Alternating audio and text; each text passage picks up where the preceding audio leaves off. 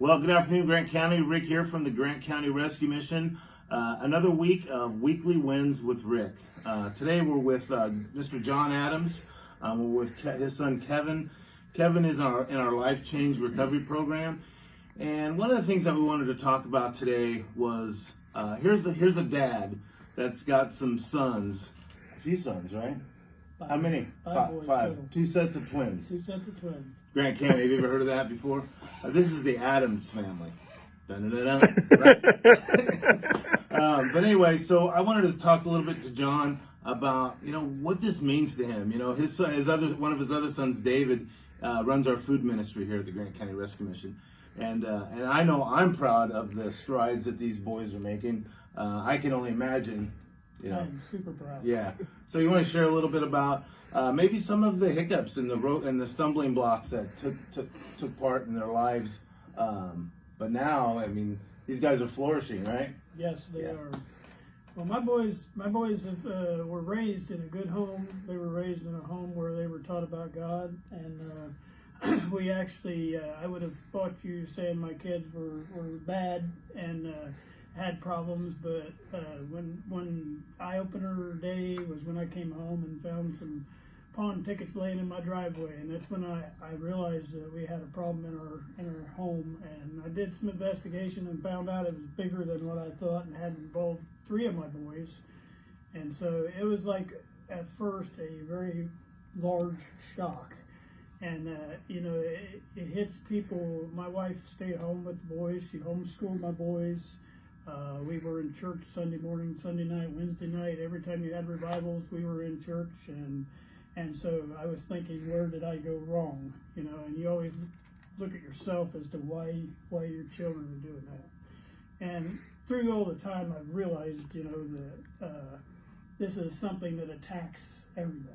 Mm-hmm. And it don't matter who you are, how much money you have, it attacks everybody. And we have been fighting this with my older boys for many, many years, and I got to the point where I got discouraged and I gave up. And I'm still recovering out of that myself, but it's been great to see what God has done in this town, with the mission, with the drug courts, with all the activity that's going on in this town. There's so many people that I'm proud of. I'm happy to see all the care that the people have done and the education that they've done for the public to understand how to handle this situation.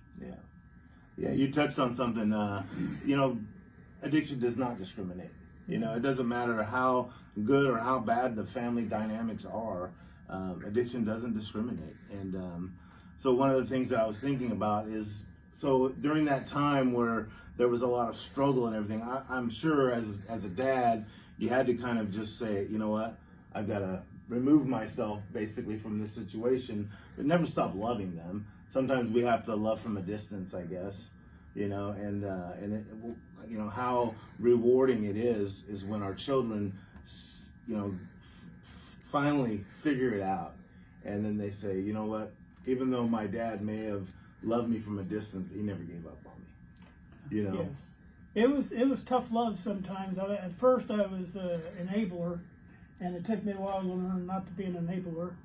But it became tough love later on, and my wife told him that we're not going to come visit you in jail. If you go to jail, you're going to be in there by yourself.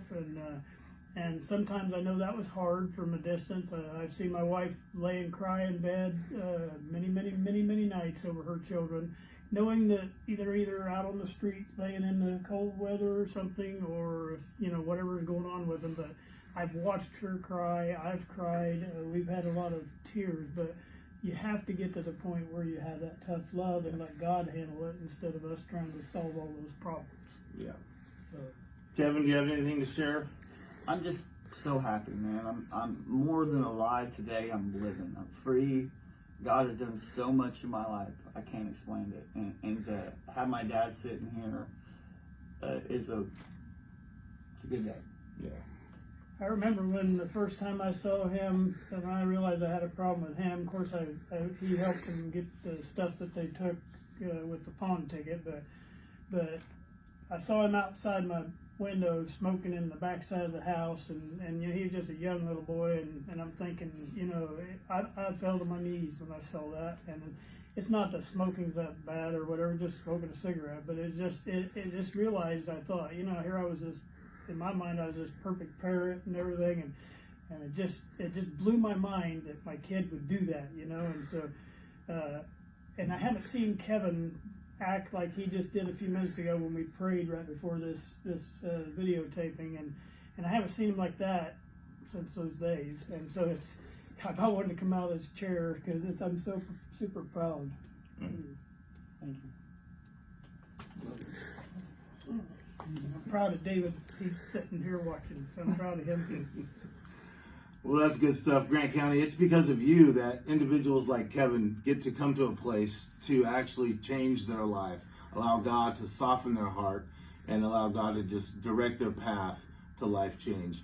And it's because of you that fathers like John can sit back and go to work and sit at home knowing that their boys are safe, knowing that his kids are finding life change. They're being productive members of society.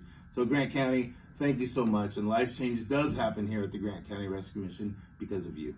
Thanks, Grant County. Thank you.